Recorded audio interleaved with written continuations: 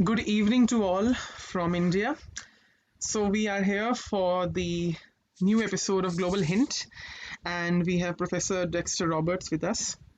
In this special episode with Akash, we will discuss further about uh, his Professor Roberts' next book, which is The Myth of Chinese Capitalism. So, we will now start the discussion shortly. Um, Akash, it would be great if you would introduce sir, and then we would start the discussion. Okay, hello everyone. First of all, good morning, good afternoon, and good evening to all our viewers across the globe. Before we proceed with today's seminar, let us first get acquainted with the guest, Professor Dr. Dexter Robert. First for the evening holds a bachelor's degree in political science from Stanford University and a master's degree in international affairs from Columbia University. He worked at the Bloomberg Business Week as a China bureau chief for more than 2 decades. Mr. Roberts is an influential journalist who has bagged numerous awards for his famous works dealing with the rise of companies, entrepreneurs, migrants, and civil society. He is currently a senior fellow at the Atlantic Council's Asia Security Initiative and a Mansfield Fellow at the Maureen and Mike Mansfield Center at the University of Montana. His recent work addresses how China's legacy policies are leaving a mark on the household's registration system and leading to social inequality and tension, which is the main factor responsible holding back China's development. Most of his work mainly focused on China's growing economic and political, which drove Mr. Roberts to author the book Myth of Chinese Capitalism. We are extremely honored to have the opportunity to get first-hand insights from the author himself. Thank you for accepting our invitation, sir. We are truly delighted to have you amongst us today in this evening. Any opening remarks before I begin with the questions? Thank you very much. All right. So for the first question, could you just explain the title and theme of your book and how variables like worker, factory, and family help in better understanding of the Chinese economic model? So the myth of China, there's several myths which I deal with in my book. The primary myth of Chinese capitalism is that the very real economic reforms, which I use capitalism as shorthand here for economic reform, that have driven growth and lifted living standards so impressively over the last few decades, are going to continue inevitably.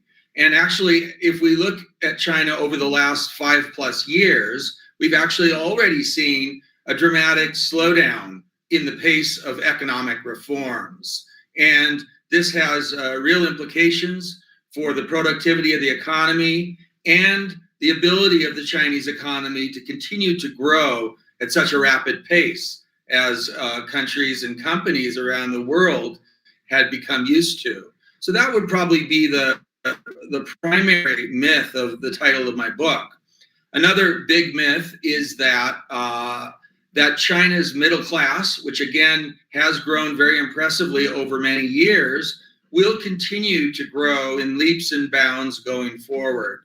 And what I argue in my book is that a system which dates back many, many years, actually to the Mao Zedong era, which in effect keeps the workers and migrant workers in particular and their relatives and their families from rural China in effect in second-class status, and holds back their incomes. Unfortunately, ensures that they don't have access to the same level of health care nor the same education for their children as those people from the cities. These policies that are still there today will actually be a very significant obstacle to China continuing to grow its middle class. The three elements you mentioned, I think the worker, the family, and the factory. The worker, as I said, particularly the migrant workers, are unfortunately prisoners of this system, which keeps them in second-class status. It has huge implications for their families because of their inability to access the same healthcare and education system in the cities where they often work as migrants. That means that their families are usually split. Their elderly relatives will stay back in the poorer parts of China where the migrants come from, as will their children. Their children can't usually get into public schools in the cities, so they end up having split families. The factory has been the primary driver of the Chinese economy. China is this factory to the world model, which has served overall economic growth of the country quite effectively. But going forward, for a whole variety of reasons, China has to move beyond this factory to the world model and try to become a much more domestic consumption-driven and service-driven economy. Makes a lot of sense, sir. Over to you, Abhivardan.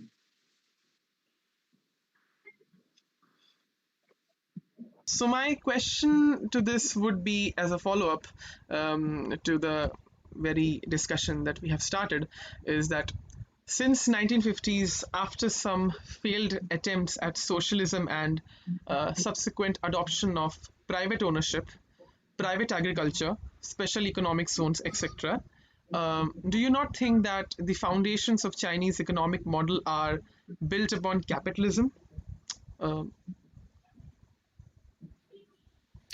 So, as I mentioned a moment ago, when I refer to capitalism in my title, it certainly what we've seen in China has real aspects of capitalism as we see it elsewhere in the world.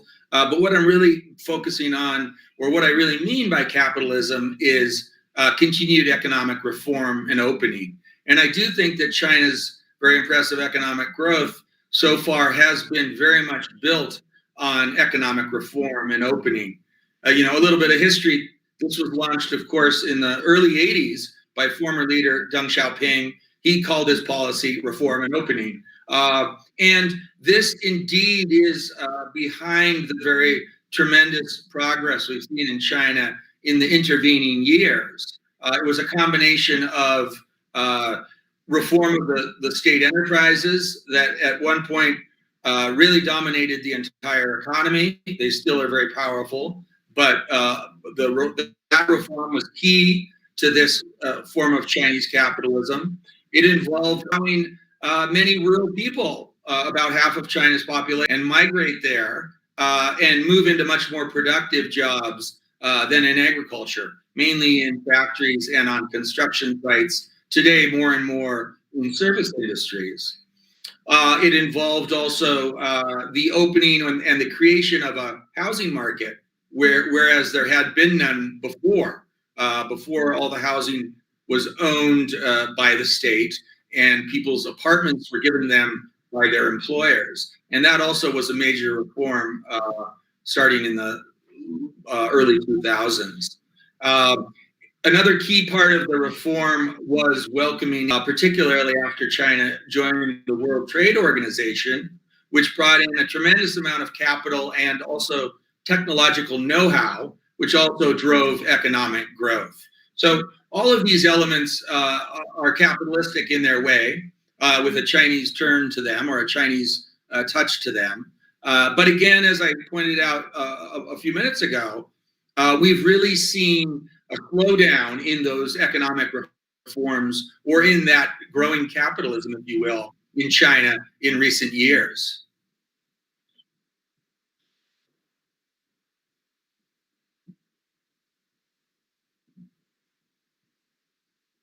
Thank you so much, sir. So over to you, Akash. Would you like to proceed now? Yeah, sure. Thank you, Abhivardan. So we do understand that hint of capitalism do exist. So if not capitalism, then what ultimately led to non-egalitarian society in China. What are the three main factors according to you? Well, again, this goes back to Deng Xiaoping's reform and openings in the late 70s, early 80s. And again, while that unleashed waves of productivity over the economy and really drove both economic growth and also a very impressive lifting of overall living standards in China, at the same time, it has grown economic inequality and a worrisome today wealth gap in China. And so the reforms were effective in what they were meant to do, which was try to lift the overall growth of the country and lift most living standards. But they also arguably accentuated the already large wealth gap between, for example, the coastal parts of China and rural parts of China or the interior of China, as well as the gap between those people that hail from the cities in China and those who come from the countryside. So that economic reform in recent years has, I guess I should say, all along that was increasing income inequality. But in recent years, unfortunately, we've seen the wealth gap grow even much larger. Research by the noted income inequality scholar Thomas Piketty, along with a gentleman named Gabriel Zucman from Berkeley, shows that China now actually has one of the most unequal societies in the world. It is on par with Russia, actually. And just as alarmingly, that wealth gap is growing, again, at about the same pace as it is growing in Russia. That means China has one of the most unequal societies in the world. I argue in my book, The Myth of Chinese Capitalism, that much of that inequality today has to do with a couple legacy policies, again, that date back to the Mao era. And one is something called the household registration policy, or the hukou policy, which in effect ensures that the migrant workers do not get access to the same healthcare, nor medical healthcare, nor education for their children as those people from the cities. And the other one is something called the dual land policy. And this is very much behind the wealth gap today. The dual land policy means that whereas in the city, we've seen an explosion of wealth as urbanites in China have been able to buy and sell their apartments. That has not happened in the countryside at all. The nature of how the land is defined in the countryside means, in effect, that the farmers or the migrant workers that have a plot of land back in the countryside have not really been able to monetize that land and have certainly not been able to either rent it or sell it at market rates. And this again stands in great contrast to the wealth generated by property sales in the city and is behind this wealth gap today. Great. Thank you so much, sir. So, what has been the role of private indigenous Chinese businesses in contrast to resource-rich state-owned entities in the idealization of Chinese economic growth? So private businesses have been crucial to China's economic growth to date. And probably the most dramatic statistic that shows the importance of private enterprise in China is something like 80% of 4/5 of urban workers, urban people in the workforce, are actually employed by private companies, not by state companies. So that's a very important number that shows how important how important private businesses are in China. But whether you look at tax revenues, overall revenues, profits generated, private companies have really done an impressive job in China today. At the same time, again, I would argue over the last 5+ years, an increasingly strong sort of a reassertion of control by the big state enterprises in the Chinese economy. And this very much, this time frame very much matches the present leadership of China under Xi Jinping. Under Xi, there's been a real renewed emphasis on ensuring that the big state enterprises not only play a major role in what some people call the commanding heights of the economy, the important industries, like whether it's aerospace or energy generation or what it might be, but also more broadly play a very large role in the economy. And all along, we've seen the outsized role and sort of how the economic playing field in China is tilted to support state enterprises over private enterprises. If we look at the banking system, so the banking system itself, which is almost exclusively government-owned or state-owned, really has loaned the bulk of its resources, its financial resources, or directed the bulk of its financial resources towards supporting state enterprises rather than private enterprises. And again, what I'm a bit concerned about is the trend lines, which show really a reversal of these reforms that had given private entrepreneurs and private enterprises a larger and larger role in the economy, and instead are re-emphasizing the role of state enterprises. The other thing I should mention is any private enterprise that reaches a certain size in China really has a couple different mandates that it needs to meet. And the traditional one, of course, would be turning a profit and being a profitable private company.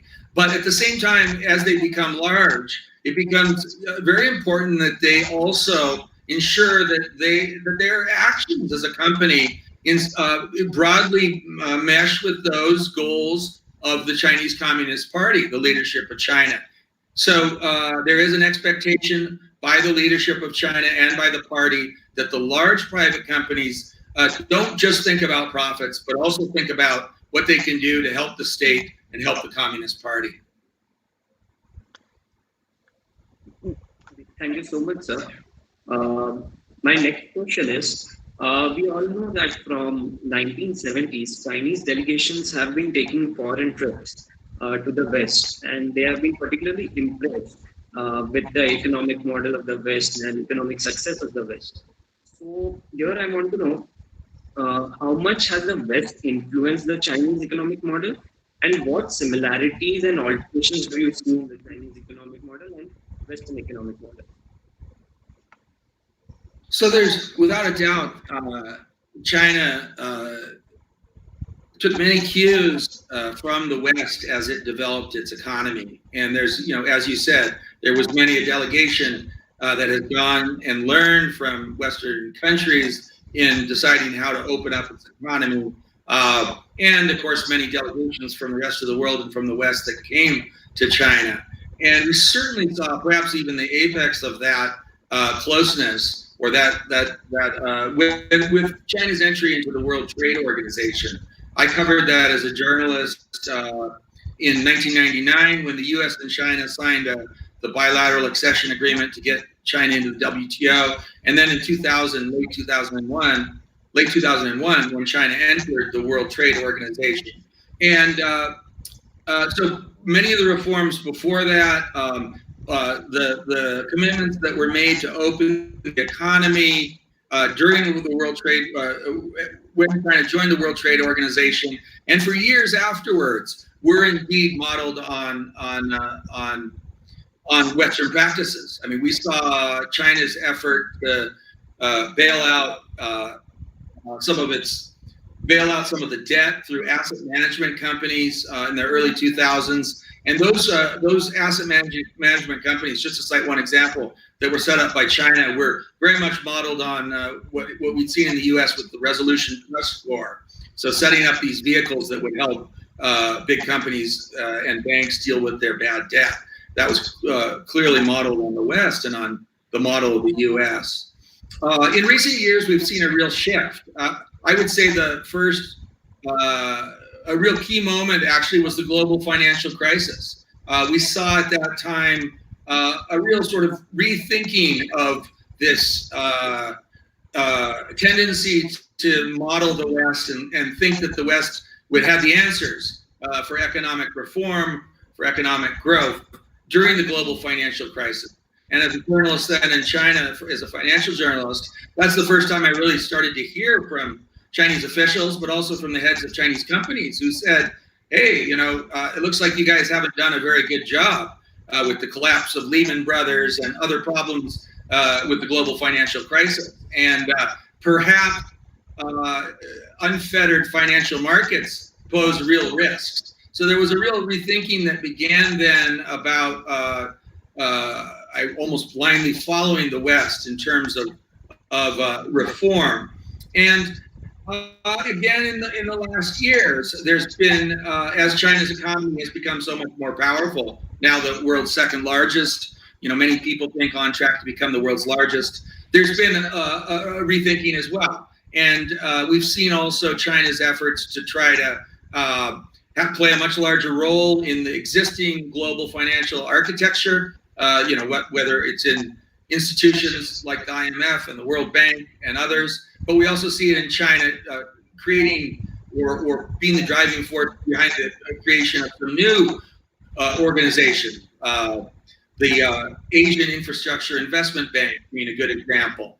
China's push to Belt and Road Initiative to another very good example of China wanting to go its own way, I would say, and to a degree, and sort of not only have its own Chinese model of financial and economic development, but try to get the rest of the world as well to consider turning to it rather than to the Western or American model.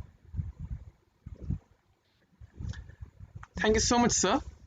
So the question which we would follow up now would be that in the light of the COVID-19 pandemic, untimely disclosure blunder committed by China as well as territorial aggression toward its neighbors, what is the future of foreign direct investments in China?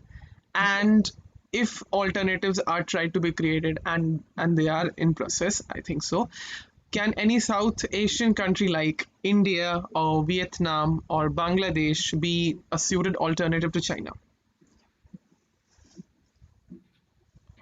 So I think there are very large opportunities for countries like India and other countries in Southeast Asia as the world.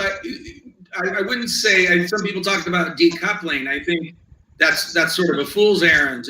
No country or company, or at least no country, can really effectively, absolutely decouple from China.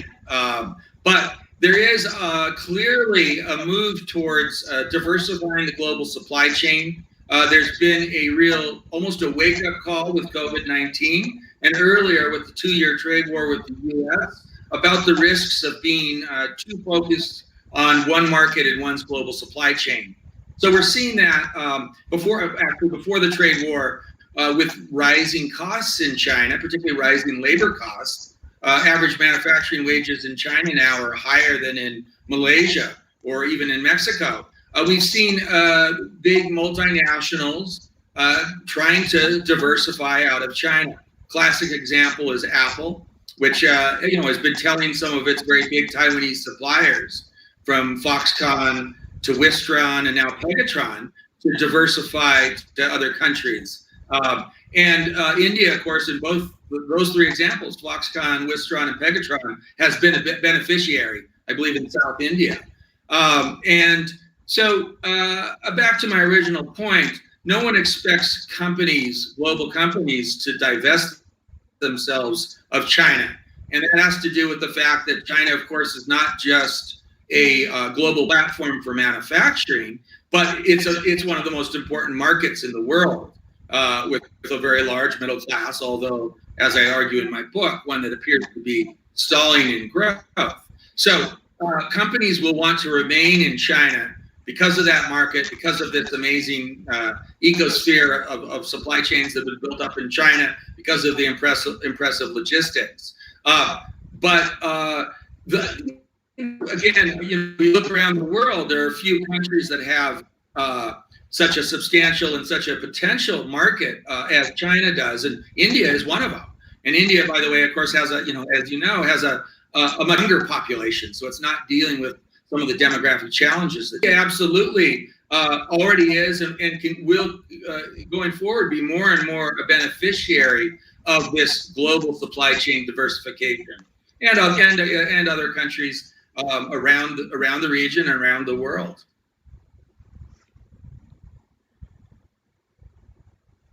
Thank you so much, sir. Uh, my next question is that we have heard of China's Belt Road Initiative. But we have not heard of China's digitalization into research of 5G services during this pandemic or amidst this pandemic. So, what do you think are going to be the future trends uh, after Chinese 5G, interprets into or seeps into different countries like Eurasian Union countries and Russia and other countries? I expect China's digital Silk Road push to only grow in strength. So on that China has built up around the world. We see some of that sort of a dialing back because of economic reasons. It's expensive, and also because of the global pushback against. We're seeing the fears of debt diplomacy related to China. So that's been a bit of that's created headwinds for the Belt and Road Initiative. The digital Silk Road, I think, will continue to grow. First of all, the capital investments are not as high as they would be for the traditional infrastructure investments. And secondly, China's, is using COVID-19 as almost a selling point. So we're seeing companies like Alipay or Tencent that have developed apps, for example, that monitor a person's health situation. Those in which were used very effectively in China. I think those, there's a push to try to get those into other markets around the world, and it wouldn't surprise me if they are welcomed to a large degree. Obviously, we've got things like cloud storage, big data, which China has done a lot on, which I believe as well would be an area that China would push in the digital Silk Road overseas. And then, of course, there's the big one, which is 5G. And so far, China, mainly through Huawei and ZTE, is providing quite affordable 5G technology. And obviously, the U.S. is very concerned about this, and other countries have become concerned, it seems, as well more recently, like the UK and Germany and other countries, Italy, about the security and strategic implications of such a heavy reliance on Chinese 5G. And so, that is an obstacle to China's expansion, without question. But as long as China is selling 5G at affordable rates with decent technology, countries like my own, the US, are going to face real challenges in convincing countries that might not have so much money to put forward for their 5G programs to not adopt the Chinese system. The last thing about the digital Silk Road, in particular 5G, is it is clearly a very much a top priority of the Chinese government. And Huawei is a top priority of the Chinese government, as we've seen in the various diplomatic maneuvers around the world relating to Huawei. And so the leadership under Xi Jinping will continue to push and put the resources of the state to the best of their ability behind companies like 5G and encourage them to continue this push overseas. So I think the digital Silk Road is going to be very, very. I think it's a top priority, and we're going to see the digital Silk Road pushing into countries around the world more and more going forward. Thank you so much, sir.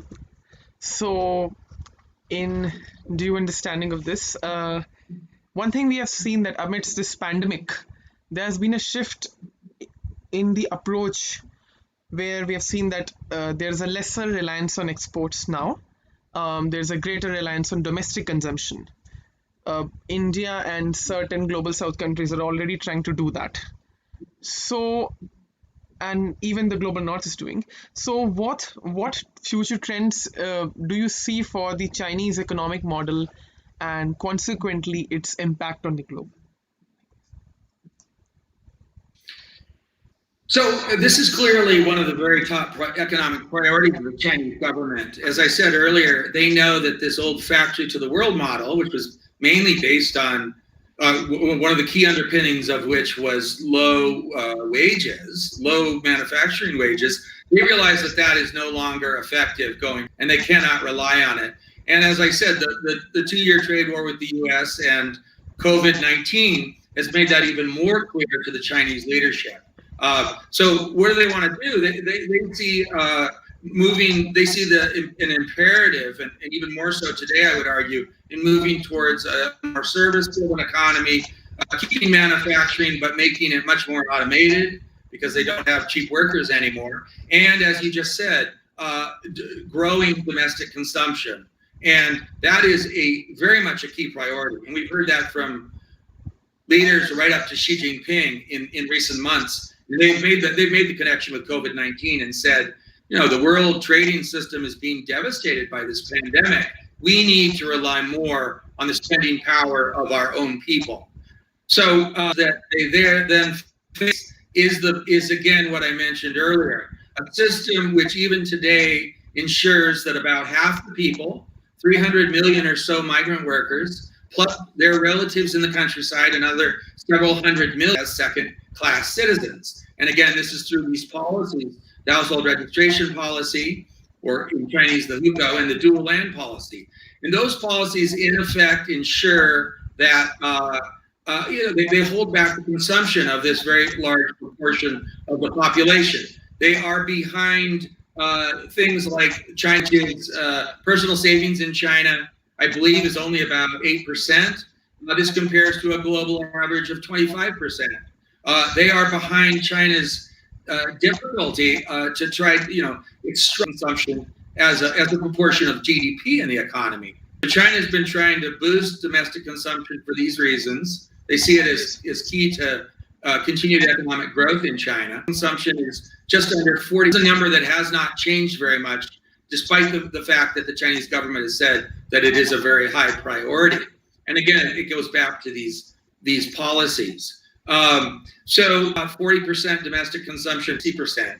Developed countries like the US are going up to like closer to 75%. So consumption has not grown in the way that the Chinese government would like to see it do so. And what are the implications? The implications for China are they really need to deal with these two, in particular, these two legacy policies, and find a way to better integrate the other half of China, the migrants and the real people, into the economy if they want to boost domestically these people. The implications for the world are very serious as well. What it means is the very impressive economic growth rates and the continued growth of the middle class in China, which have been key to, been very important for companies and for countries around the world as global growth drivers. This will not